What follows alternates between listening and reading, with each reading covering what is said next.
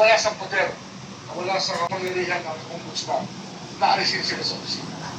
Impeachable officer yan. Kaya impeachment pa rin ang proseso kung nais natin sila mawala sa opisina. Patuloy na kinukuha ng GMA Integrated News ang panig ni VP Sara Duterte. Para sa GMA Integrated News, sa Higa ng Baka Nagatuto, 24 oras. Mga kapuso, wala ng bagyo sa loob ng Philippine Area of Responsibility at patuloy na rin ang paglayo sa bansa ng dating bagyo Ramir.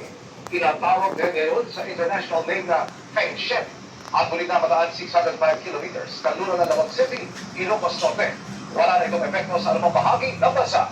Nagpapalik din ang easterlies o yung mainit na hangin dahil sa karagatang Pasipiko. Kumpara nitong mga nakalipas na araw, malinsan ang panahon ng iiraw sa bansa pero posible pa rin ang mga pagulan o thunderstorms. Base